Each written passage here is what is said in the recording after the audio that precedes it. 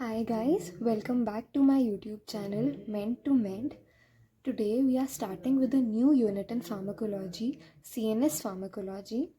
I'll be posting videos about ANS pharmacology simultaneously as it is not complete yet, but we are beginning with the CNS pharmacology too with the first chapter, sedatives and hypnotics.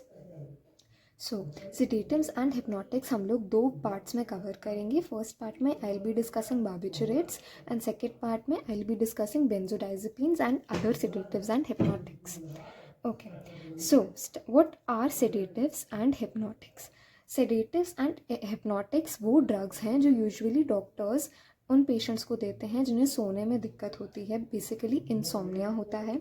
Sometimes they are also given to patients who are anxious or depressed to induce sleep so that they can relax. Okay, starting with sedative. Sedative is a drug that subdues excitement and calms the subject without inducing sleep, though drowsiness may be produced. इसका क्या मतलब है? तो लोग हमेशा confuse रहते हैं कि सेडेटिव से स्लीप इंड्यूस होती है. ऐसा नहीं होता. सेडेटिव वो ड्रग होती है जो कि इंसान को काम करती है, उसमें जो एंशियसनेस या एक्साइटमेंट होती है उसे काम करती है, और काम करने के लिए उसे सीएनएस को डिप्रेस करना पड़ता है, जिसकी वजह से स्लाइटली ड्राउजीनेस में भी प्रोड्यूस्ड. बट इसका काम स्लीप इंड्यूस करना नहीं होता है. इसका काम होता है एक्साइटमेंट को सबड्यू करना यानी रिड्यूस करना, और सब्जेक्ट को यानी पेशेंट को काम करना. ठीक है, ड्राउजीनेस इसका एक साइड इफेक्ट हो गया, क्योंकि हम पेशेंट को काम कैसे कर सकते हैं? उसके सीएनएस को डिप्रेस करके. तो सीएनएस को डिप्रेस करने के साथ साथ ड्राउजीनेस तो आएगी. Now sedation. सेडेटिव वो ड्रग होती है जो कि सेडेशन इंड्यूस करती है. तो सेडेशन एग्जैक्टली होता क्या है? सेडेशन का मतलब होता है डिक्रीज्ड रिस्पॉन्सिवनेस टू स्टिम्युलेशन. यानी कि बेसिकली अगर कोई एंशियस है या ओवर एक्साइटेड है due to whatever reason, तो बेसिकली वो किसी स्टिम्युलस को लेके ओवर रिस्पॉन्सिव हो रखा है, ओवर रिएक्टिव हो रखा है. तो हम वो रिस्पॉन्सिवनेस, वो स्टिम्युलेशन को रिड्यूस कर रहे हैं. तो अब ये जो हम स्टिम्युलेशन और रिस्पॉन्सिवनेस डिक्रीज कर रहे हैं, it is associated with some decrease in alertness, motor activity and ideation. जब हमने बताया कि सेडेटिव देने पे ड्राउजीनेस हो जाती है, तो ऑब्वियसली पेशेंट की अलर्टनेस, मोटर एक्टिविटी कुछ हद तक डिक्रीज हो जाएगी, राइट? तो सेडेटिव और सेडेशन समझ में आ गया. सेडेशन यानी कि रिस्पॉन्सिवनेस को डिक्रीज करना, और सेडेटिव यानी कि ऐसी ड्रग जो कि यही रिस्पॉन्सिवनेस को डिक्रीज करने में हेल्प करे bye decreasing excitement, by calming the patient without inducing sleep, but some drowsiness may be produced. Alright, now what are hypnotics? तो hypnotics सुन के सबको hypnosis याद आता है, which is a totally different thing. Hypnosis is not related with hypnotics. Hypnosis is another art जिसमें patient, not exactly patient, but a person is in a different zone. Hypnotics is a drug that induces sleep. Basically sedative और hypnotic most of the time एक ही drug होते हैं. जब उन्हें low dose में लिया जाता है तो they act as sedative, और जब उन्हें हायर डोज में लिया जाता है तो they act as hypnotics. Sedative क्या कर रहा था? काम कर रहा था सब्जेक्ट को विदाउट इंड्यूसिंग स्लीप. हिप्नोटिक क्या करेगा? ये सुला ही देगा. ऑल राइट, तो that is the difference. Hypnotics is a drug that induces and maintains sleep. All right, sedative sleep induce नहीं करता, काम करता है. हिप्नोटिक्स स्लीप इंड्यूस करता है. Okay, now sedative and hypnotics are both CNS depressants. मैंने बताया किसी भी इंसान को काम करने के लिए या उसे सुलाने के लिए उसके सीएनएस को डिप्रेस करना पड़ेगा. ठीक है, ताकि वो शांत हो जाए, उसके अंदर जितना भी एक्साइटेशन है, एंशियसनेस है या कुछ भी है, वो डिप्रेस हो जाए ताकि वो आराम से सो सके या काम हो सके. तो सेडेटिव एंड हिप्नोटिक्स दोनों ही सीएनएस डिप्रेसेंट्स होते हैं. The same drug can act as an hypnotic at higher doses while as a sedative at lower doses. Exactly what I told you, अगर हम एक ड्रग है उसे लोअर डोज पे देंगे तो वो एज अ सेडेटिव एक्ट करेगी. वही ड्रग को अगर हम हायर डोज में देने लगेंगे तो वो एज अ हिप्नोटिक एक्ट करने लगेगी, क्योंकि अब वो स्लीप इंड्यूस करेगी. Alright, what is the difference between sedative and hypnotics? Sedatives are slowly acting while hypnotics have a quick onset. Sedative have a flatter dose response relationship while hypnotics have a steeper dose response relationship.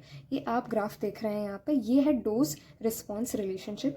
Sedative में जैसे आप देख रहे हैं dose बढ़ रही है तो रिस्पॉन्स एक टाइम के बाद आके फ्लैट हो जा रहा है. यानी कि ऐसा नहीं है कि डोज बढ़ाते जा रहे हैं तो रिस्पॉन्स भी शूट अप होता चला जा रहा है. हिप्नोटिक्स में जो कि देखने को मिल रहा है कि डोज बढ़ती जा रही है तो रिस्पॉन्स भी उतना ही ज़्यादा बढ़ता जा रहा है, जिसकी वजह से हिप्नोटिक्स शो अ डोज डिपेंडेंसी.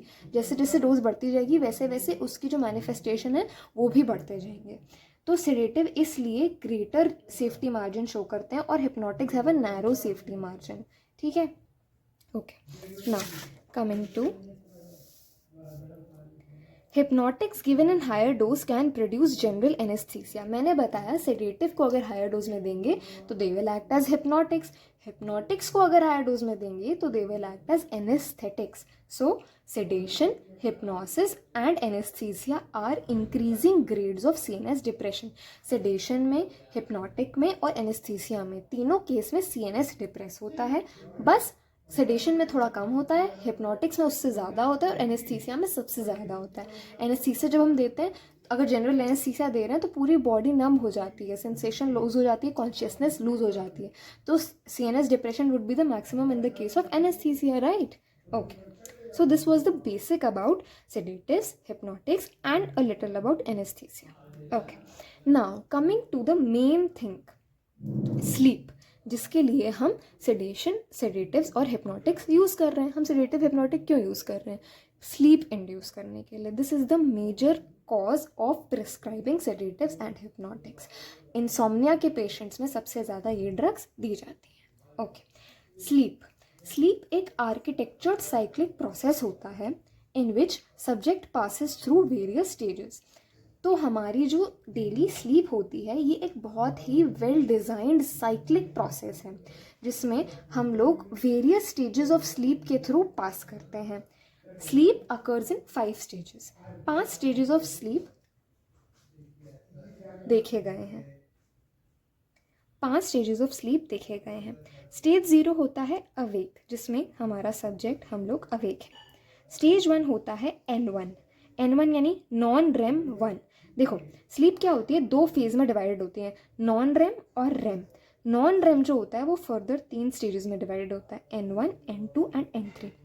नॉन रेम का मतलब होता है नॉन रैपिड आई मूवमेंट और रेम का मतलब होता है रैपिड आई मूवमेंट. ठीक है, नॉन रेम के 3 स्टेजेस हैं, रेम का एक ही स्टेज है, रेम के कोई फर्दर सब डिविजन्स नहीं है. सो स्लीप एक साइक्लिक वेल डिजाइंड प्रोसेस है जिसके 5 स्टेजेस हैं. बट ब्रॉडली क्लासीफाई किया जाए तो sleep can be divided into non REM sleep and REM sleep. Non REM sleep is further classified into N1, N2 and N3 stages. N1 में क्या होता है, dozing. We slightly are drifting off to sleep, right? धीरे धीरे हल्की सी झपकी आनी शुरू होती है. ये कंप्राइज करता है 5% ऑफ आर स्लीप साइकिल. 5% हमारी स्लीप साइकिल का हम इस स्टेज में स्पेंड करते हैं. सेकेंड स्टेज होता है N2, जिसमें हम स्लोली डीपर स्लीप में जाने लगते हैं. इसमें हम 45% ऑफ आर स्लीप साइकिल का टाइम स्पेंड करते हैं. This is the maximum time we spend in N2 stage. N3 stage में हम डीपेस्ट नॉन रेम स्लीप में होते हैं. इसमें हम 25% टाइम स्पेंड करते हैं. और फिर फाइनली आता है स्टेज 4 जो कि होता है रेम स्लीप का, रैपिड आई मूवमेंट का. Okay. Stages N1 to N3 are non REM sleep with each stage leading to progressively deeper sleep. हम देख रहे हैं जैसे हम N1 to N3 जा रहे हैं हमारी नींद और गहरी होती जा रही है. पहले झपकी थी, फिर और गहरी हुई और सबसे गहरी डीपेस्ट नॉन रेम स्लीप पे हम पहुंच गए. Approx 75% of sleep is present in non RAM stages. ठीक है, हमने देखा 25% इधर है, 45 इधर है, 5% इधर है, तो 75% हम अपनी स्लीप साइकिल का नॉन रेम स्टेज में स्पेंड करते हैं, जिसमें से कि सबसे मेजॉरिटी होती है N2 स्टेज. ठीक है, okay, with majority spent in N2 stage. REM is associated with dreams and nightmares. REM sleep जो होती है इसमें हमें सपने और नाइटमेयर्स देखने को मिलते हैं. इसके साथ साथ हमें रैपिड आई मूवमेंट देखने को मिलती है, hence the name of the face, और साथ में इरेगुलर मसल मूवमेंट्स भी देखने को मिलती हैं. एक टिपिकल नाइट स्लीप जो होती है उसमें 4 से 5 स्लीप साइकिल होते हैं. ये एक स्लीप साइकिल है. ऐसे 4 से 5 साइकिल्स होते हैं एक नाइट के स्लीप में. और हाउ डज इट प्रोग्रेस? सबसे पहले N1 स्टेज आता है, फिर N2 स्टेज आता है, फिर N3 स्टेज आता है, वापस से N2 स्टेज आता है और फाइनली रेम स्टेज आता है। समझ गए?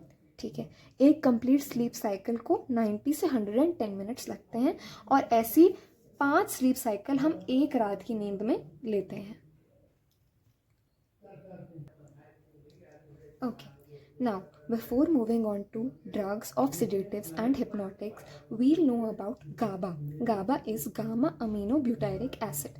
हमारे ब्रेन में दो तरीके के न्यूरोट्रांसमीटर होते हैं मेनली, एक इनहिबिटरी और एक एक्साइटेटरी। इनहिबिटरी न्यूरोट्रांसमीटर वो होते हैं जो हमारे रिस्पॉन्सेस को डिप्रेस करते हैं, और एक्साइटेटरी वो होते हैं जो एक्साइटेशन कॉज करते हैं, राइट? Very basic. ओके, सो गाबा क्या होता है? हमारे ब्रेन का प्राइमरी इनहिबिटरी न्यूरोट्रांसमीटर होता है। ठीक है, ओके। तो बेसिकली क्या कर रहा है? ब्रेन को डिप्रेस कर रहा है, सीएनएस को डिप्रेस कर रहा है, काम करता है, रिलैक्सेशन कॉज करता है, राइट? ओके। तो गाबा कैसे एक्ट करता है? गाबा बाइंड करता है स्पेसिफिक रिसेप्टर से न्यूरॉन में, ये है रिसेप्टर। ठीक है, यहाँ पे गाबा बाइंड कर रहा है, यहाँ ये गाबा ए रिसेप्टर, यहाँ से आके गाबा बाइंड कर रहा है हमारे ब्रेन में। बाइंड करने से क्या होता है? क्लोराइड चैनल ओपन हो जाते हैं। ये है क्लोराइड चैनल, ये खुल गया। ठीक है, क्लोराइड चैनल ओपन हो गए तो chloride being negative leads to more than normal negative resting membrane potential. हमें पता है हमारे जो नर्व्स का एक नॉर्मल रेस्टिंग मेम्ब्रेन पोटेंशियल होता है which is -70 millivolts on the interior of the nerve, right? जब क्लोराइड अंदर आ जाता है तो ये रेस्टिंग मेम्ब्रेन पोटेंशियल और नेगेटिव हो जाता है, क्योंकि क्लोराइड एक नेगेटिव आयन है। ऑल राइट, और नेगेटिव होने की वजह से हाइपर पोलराइजेशन कॉज होती है। हाइपर पोलराइज न्यूरॉन जो होता है वो स्टिम्युलेट नहीं हो पाता, hence it is less likely to fire an action potential. Basically हमारे कैसे काम करता है nerves, nervous system? Nerves stimulate होती हैं, वो एक एक्शन पोटेंशियल जनरेट करती हैं, एक्शन पोटेंशियल जनरेट होता है तो हमारे पास मैसेज आता है, राइट?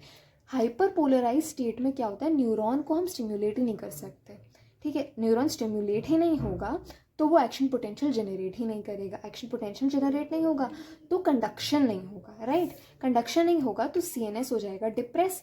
सीएनएस डिप्रेस होने पे क्या होता है? मैंने पहले ही बता दिया था कि एक सेंस ऑफ काम और रिलैक्सेशन आता है। Hence GABA is involved in promoting sleep, reducing anxiety and preventing seizures. Sleep induce करने में, एंजाइटी रिड्यूस करने में और सीजर्स प्रिवेंट करने में हमें तीनों केसेस में सीएनएस को डिप्रेस करना इंपॉर्टेंट होता है, क्योंकि हमें पेशेंट को काम और रिलैक्स करना होता है, राइट? हेंस हमें गाबा का फंक्शन, रोल, उसका मैकेनिज्म पूरा वो इस रिसेप्टर पे आके गाबा रिसेप्टर पे जुड़ता है, क्लोराइड चैनल ओपन करता है, हाइपर पोलराइजेशन कॉज करता है, हाइपर पोलराइजेशन की वजह से सीएनएस हो जाता है डिप्रेस, जिसकी वजह से काम और रिलैक्सेशन होता है। इसलिए हम गाबा या गाबा जैसे एजेंट्स को यूज़ कर सकते हैं in promoting sleep, reducing anxiety and preventing seizures. Okay, now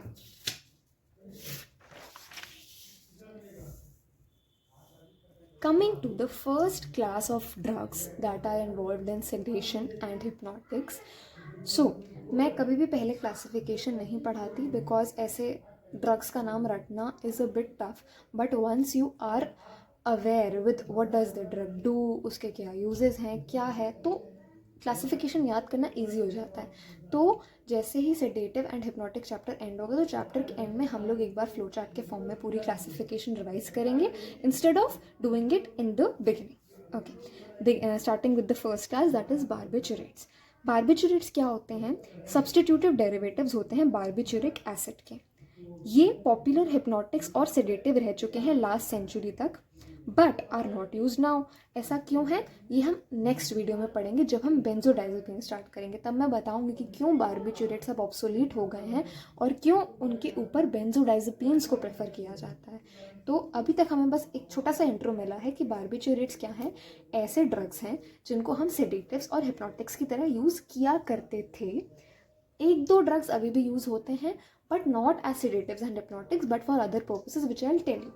तो बार्बिचुरेट सब्स्टिट्यूटिव डेरिवेटिव्स हैं बार्बिचुरिक एसिड के, सेडेटिव एंड हिप्नोटिक की तरह यूज़ किए जाते थे but have been replaced by benzodiazepines. क्यों, ये हम पढ़ेंगे। Now barbiturates can be classified as long acting, short acting and ultra short acting. ठीक है, तो लॉन्ग एक्टिंग में कौन आता है? फिनोबार्बिटोन। शॉर्ट एक्टिंग में कौन आता है? ब्यूटोबार्बिटोन और पेंटोबार्बिटोन। अल्ट्रा शॉर्ट एक्टिंग में कौन आता है? थायोपेंटोन और मीथोहेक्सेटोन। इसको ऐसे याद रख सकते हो कि ब्यूटो मीन्स 4, पेंटो मीन्स 5। 4 और 5 शॉर्ट एक्टिंग में है, फिनो लॉन्ग एक्टिंग में है, और बाकी थायोपेंटोन और मीथोहेक्सेटोन अल्ट्रा शॉर्ट एक्टिंग। ठीक है, हमने ये क्लासिफिकेशन की किस बेसिस पे, मतलब हमने कैसे डिसाइड किया कि ये लॉन्ग एक्टिंग है, ये शॉर्ट एक्टिंग है, ये अल्ट्रा शॉर्ट एक्टिंग है? तो होता क्या है कि ये जो सारे मेंबर्स हैं ना, इनकी लिपिड सॉल्युबिलिटी डिफरेंट होती है। अब मैंने अपने एएनएस फार्माकोलॉजी में समझाया था कि लिपिड सॉल्युबिलिटी ये डिटरमाइन करती है कि कोई ड्रग कितना जल्दी और कितना ज़्यादा ब्लड ब्रेन बैरियर को क्रॉस करेगी, यानी कितनी आसानी से ब्रेन तक पहुंचेगी। ये सारी ड्रग्स सीएनएस डिप्रेसेंट्स है, राइट? तो इनका ब्रेन तक पहुंचना तो मोस्ट इंपॉर्टेंट है। तो यानी अगर लिपिड सॉल्युबिलिटी ज़्यादा होगी तो वो मोर पोटेंट होंगी और शॉर्टर एक्टिंग होंगी। ठीक है, तो लिपिड सॉल्युबिलिटी के बेसिस पे हमने इनको लॉन्ग एक्टिंग, शॉर्ट एक्टिंग और अल्ट्रा शॉर्ट एक्टिंग में क्लासीफाई किया। ऑल राइट, तो बार्बिचुरेट्स का मेथड ऑफ एक्शन या मैकेनिज्म ऑफ एक्शन क्या होता है? बार्बिचुरेट्स के 3 मैकेनिज्म ऑफ एक्शन होते हैं। ठीक है, हाँ, पहला मैकेनिज्म है GABA facilitatory action. What does the name suggest? GABA facilitatory action नाम सुन के हमें ये पता चल रहा है कि ये गाबा की एक्टिविटी को फैसिलिटेट कर रहा है, यानी गाबा का सपोर्टर है। ये गाबा को पुश करेगा कि हाँ भाई जा सीएनएस को डिप्रेस कर। ठीक है, ये इसका रोल है इन द फर्स्ट मैकेनिज्म। ठीक है, तो बार्बिचुरेट हमने दी पेशेंट को, उसने, हमारे पास पेशेंट आया, उसने बोला नींद नहीं आ रही, इंसोम्निया है। हमने उसको एक बार्बिचुरेट की डोज दी। ये बार्बिचुरेट जाके बाइंड करेगा गाबा ए रिसेप्टर की एक एक्सेसरी साइट पे। ठीक है, अब GABA A receptor we have already read here. ये गाबा ए रिसेप्टर, ये पूरा एक रिसेप्टर था जहाँ पे गाबा के लिए जगह थी। ठीक है, यहीं पे बार्बिचुरेट आके एक एक्सेसरी साइट पे बाइंड करता है। यहाँ पे अल्फा बीटा सब यूनिट पे, ये पूरे रिसेप्टर में 3 तरीके के सब यूनिट है, अल्फा सब यूनिट, बीटा सब यूनिट एंड गामा सब यूनिट। तो अल्फा बीटा सब यूनिट पे आके बार्बिचुरेट बाइंड करता है इसी रिसेप्टर पे। ठीक है, ऑन अल्फा और बीटा सब यूनिट बाइंड किया। बाइंड करने के बाद क्या करता है, ये गाबा की एफिनिटी को बढ़ाता है टुवर्ड्स गाबा रिसेप्टर। यानी पहले गाबा जहाँ आके बैठ रहा था, जिस रिसेप्टर पे गाबा ए रिसेप्टर पे आके बैठ रहा था, अब गाबा ए रिसेप्टर गाबा को और ज़्यादा अट्रैक्ट करेगा। There will be more affinity towards GABA from the GABA A receptor.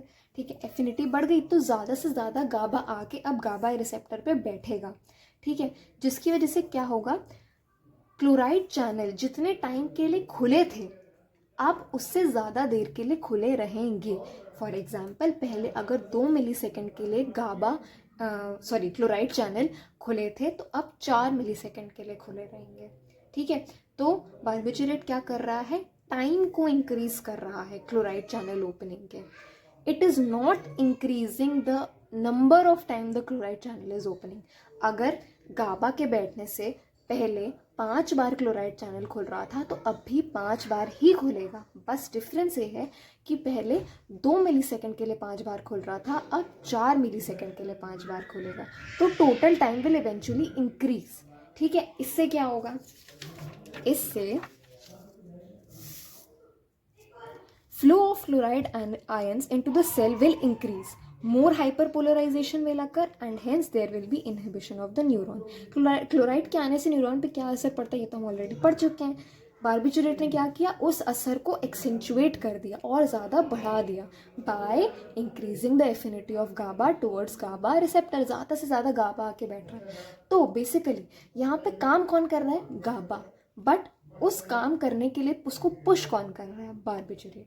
तो यहाँ पे बार्बिचुरेट का एक्शन क्या है, फैसिलिटेटरी एक्शन है, पुश करने वाला एक्शन है कि काम गाबा ही करेगा बट वो काम करने के लिए उसे मोटिवेट बार्बिचुरेट करेंगे।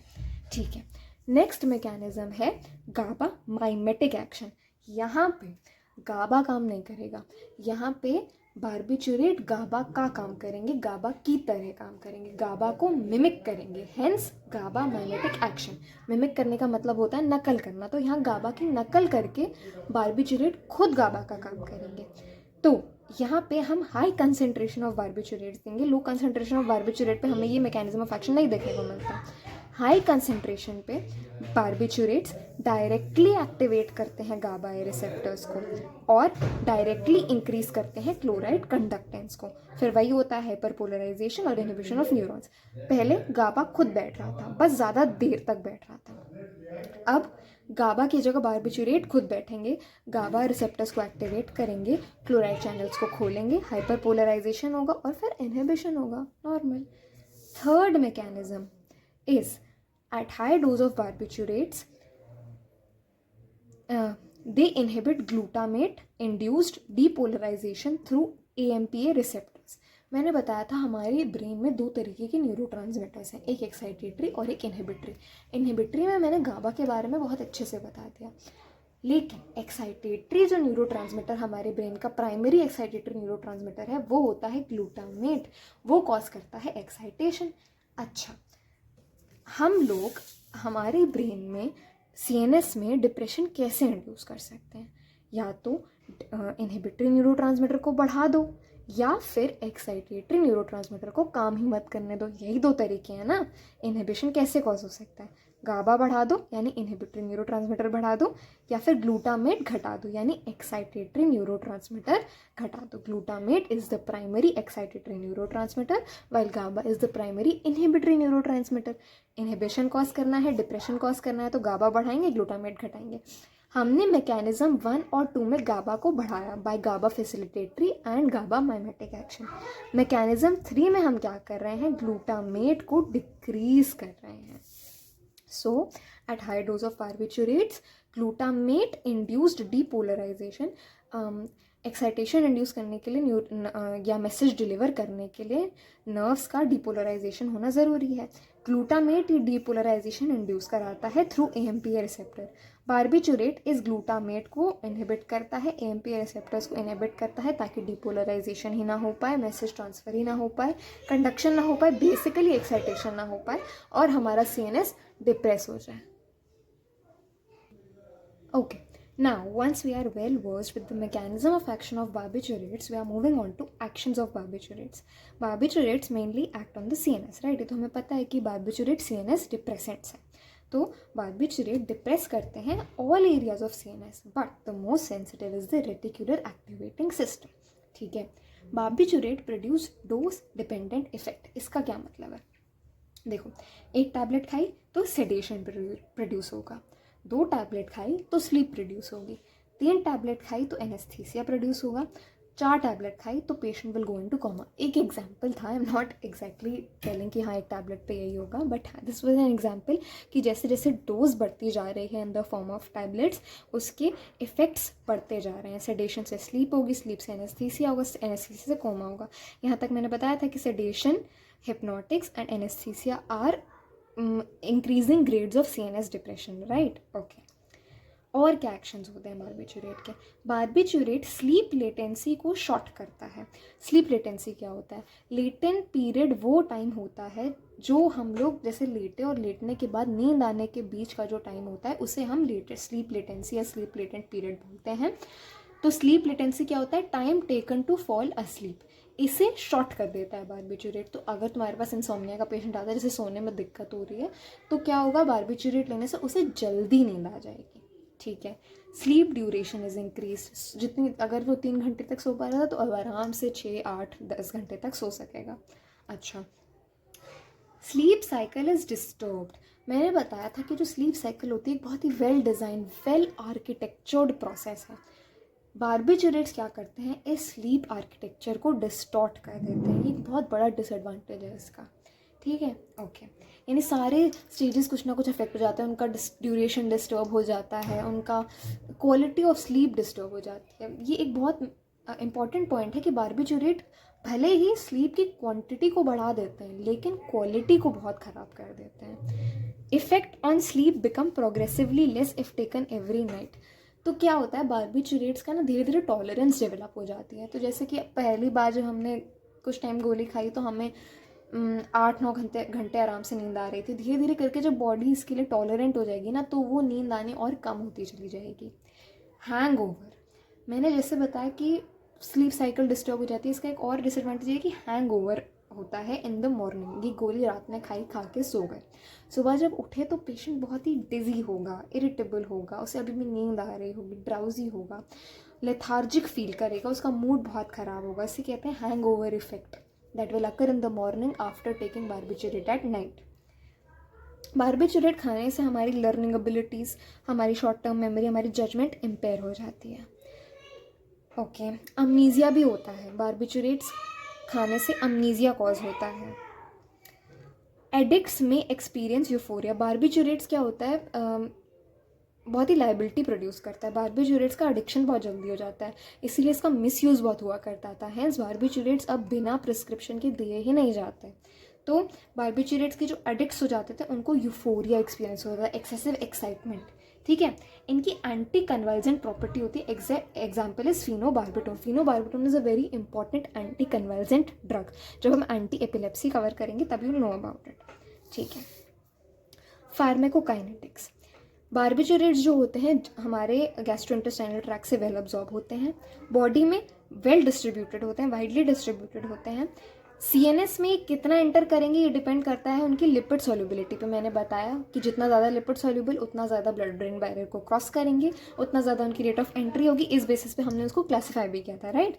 तो जैसे कि थायोपेंटोन हाईली लिपिड सॉल्युबल होता है, इसलिए वो अल्ट्रा शॉर्ट एक्टिंग होता है और उसकी इंस्टेंटेनियस एंट्री हो जाती है ब्रेन में। ठीक है, नेक्स्ट बारबिचुरेट जो होते हैं खुद को रीडिस्ट्रीब्यूट करते हैं from brain to spinal cord. Liver में मेटाबोलाइज होते हैं by oxidation, dealkylation and conjugation. ये क्या करते हैं, इनकी एक बहुत इंपॉर्टेंट प्रॉपर्टी है कि ये हेपैटिक माइक्रोजोमल एंजाइम, लिवर में कुछ माइक्रोजोमल एंजाइम्स प्रेजेंट होते हैं, CYP आइसो एंजाइम्स, इनको ये इंड्यूस करते हैं। उनके इंडक्शन से क्या होता है, रेट ऑफ मेटाबॉलिज्म बढ़ जाता है बारबिचुरेट्स का भी और अदर ड्रग्स का भी। तो वो जल्दी वो खुद को भी जल्दी मेटाबोलाइज करेंगे और दूसरे ड्रग्स के मेटाबॉलिज्म को भी अफेक्ट करेंगे। ये एक्सक्रीट हो जाते हैं यूरिन में अनचेंज्ड फॉर्म में। इंटरैक्शंस, मैंने बताया कि ये इंड्यूस करते हैं सेवरल हेपैटिक माइक्रोजोमल एंजाइम्स को, CYP आइसो एंजाइम्स को, जिसकी वजह से ही अपना मेटाबॉलिज्म और अदर ड्रग्स के मेटाबॉलिज्म के रेट को इंक्रीज करते हैं, जिसकी वजह से उनकी इफेक्टिवनेस रिड्यूस हो जाती है बिकॉज वो जल्दी मेटाबोलाइज हो रहे हैं, राइट। ये दूसरे ड्रग्स के मेटाबॉलिज्म को बढ़ा रहा है, जिसकी वजह से वो ड्रग जल्दी मेटाबोलाइज होकर एक्सक्रीट हो जा रहे हैं, रिमूव हो जा रहे हैं, जिसकी वजह से वो काम नहीं कर पा रहे हैं।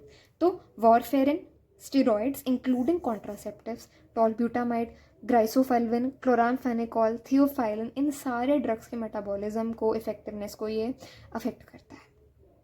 इसलिए क्वेश्चन आता है कि ओरल कॉन्ट्रासेप्टिव्स के साथ हम लोग क्यों बारबिचुरेट्स नहीं देते, इसलिए नहीं देते बिकॉज उनकी इफेक्टिवनेस को ये रिड्यूस कर देता है। Other CNS depressant such as alcohol, opioids के साथ ही एडिटिव एक्शन शो करता है, यानी कि जैसे इससे नींद आ रही है तो अल्कोहल के साथ लेने पे और ज़्यादा नींद आएगी, और ज़्यादा एडवर्स इफेक्ट्स देखने को मिलेंगे। Now uses, what are the uses of barbiturates. मैंने बताया कि हम लोग बारबिचुरेट्स सब सेडेटिव एंड हिप्नोटिक की तरह यूज़ नहीं करते, उन्हें बेंजोडाइजेपिन्स ने रिप्लेस कर लिया। बट दो ऐसी ड्रग्स हैं जिनको हम लोग अदर यूजेस के लिए यूज़ करते हैं। फिनोबार्बिटोन को हम एपिलेप्सी में यूज़ करते हैं और थायोपेंटोन को हम लोग एनेस्थीसिया के लिए यूज़ करते हैं। Now coming to the last thing about barbiturates, that is the adverse effect. Barbiturate खाने से हैंगओवर होता है। मैंने बताया था कि रात को दवाई लेंगे तो सुबह डिजीनेस होगी, इरिटेबिलिटी होगी, लेथार्जी होगी, मेंटल कन्फ्यूजन होता है, परफॉर्मेंस इम्पेयर हो जाती है, लर्निंग एबिलिटी इम्पेयर हो जाती है, right. The most important adverse effect is barbiturate poisoning. Hyper sensitivity reaction produce होते हैं जिसकी वजह से रैशेज होंगे, आईलिड्स की स्वेलिंग होगी, लिप्स की स्वेलिंग होगी, टॉलरेंस डेवलप हो जाती है। मैंने बताया रोज़ दवाई खाएंगे इवेंचुअली टॉलरेंस डेवलप हो जाएगी, डोज बढ़ानी पड़ जाती है उस वजह से। Addiction as well as physical dependence occur होती है। Barbiturate have considerable abuse liability. Abuse liability का मतलब इसे गलत काम के लिए यूज़ किया जा सकता है, ठीक है। इसको ज़्यादा खाएंगे तो हमने पढ़ा कि डोज डिपेंडेंट इफेक्ट होता है, इंसान कोमा में जा सकता है, डेथ भी हो सकती है। विड्रॉल सिम्टम्स होते हैं, इसे आप छोड़ देंगे तो विड्रॉल सिम्टम्स भी देखने को मिलते हैं, जैसे कि excitement, hallucination, conversion, delirium and even death. Drug automatism देखने को मिलता है। What is drug automatism? तो मैंने बताया कि ये जो है बार्बिचुरेट हमारी मेमोरी को इम्पेयर करता है, अमनीजिया कॉज कर सकता है। तो क्या होता है, दवाई खाने के बाद इंसान भूल जाता है कि ओ मैंने दवाई खाई थी, because of confusion, because of amnesia, और वो फिर से दवाई खा लेता है, leading to increased dose which can cause problems. ठीक है ना, जैसे मैंने बताया मोस्ट इंपॉर्टेंट और एडवर्स इफेक्ट है बार्बिचुरेट पॉइजनिंग। जब किसी पेशेंट ने एक्सेस अमाउंट में बार्बिचुरेट ले ली गलती से या फिर बिकॉज ऑफ अब्यूज लाइबिलिटी, किसी गलत रीज़न की वजह से, तो उसे एक्सेसिव सीएनएस डिप्रेशन हो जाएगा, जिसकी वजह से उसे कुछ ऐसी मैनिफेस्टेशंस देखने को मिलेंगी। पेशेंट फ्लैबी और कोमाटोज होगा, उसकी रेस्पिरेशन फेल होने लगेगी, उसका बीपी फॉल होने लगेगा, उसका कार्डियोवैस्कुलर सिस्टम कोलैप्स हो जाएगा, उसका रीनल सिस्टम शट डाउन हो जाएगा, पल्मोनरी कॉम्प्लिकेशन देखने को मिलेंगे। बेसिकली हमारा हार्ट, हमारे लंग्स, हमारी किडनी सब फेल होना शुरू हो जाएंगे। ठीक है, तो ऐसे केस में, बार्बिचुरेट पॉइजनिंग के केस में हम पेशेंट को कैसे मैनेज कर सकते हैं? हम उसका गैस्ट्रिक लवाज करेंगे, उसके गैस्ट्रिक कंटेंट्स को एम्प्टी करेंगे ताकि हम ज़्यादा से ज़्यादा पॉइजन को रिमूव कर सकें। उसका एयरवे पेटेंट रखेंगे, असिस्टेड रेस्पिरेशन प्रोवाइड करेंगे इफ़ रिक्वायर्ड, अल्कलाइन डायूरेसिस करेंगे विद मैनेटॉल एंड सोडियम बाइकार्बोनेट ताकि रिमूव हो सके ज़्यादा से ज़्यादा पॉइजन थ्रू यूरिन, और हीमोडायलिसिस करेंगे if renal failure occurs. The thing is, barbiturate का कोई स्पेसिफिक एंटीडोट नहीं होता, इसीलिए हमारा अप्रोच होता है कि हम पेशेंट को अलाइव रखें till the poison has been eliminated. This was the basic of sedative and hypnotics plus barbiturates for you. In the next video we'll finish this chapter and move to the next chapter of CNS pharmacology. साथ ही साथ ANS pharmacology की videos भी आती रहेंगी। Thank you.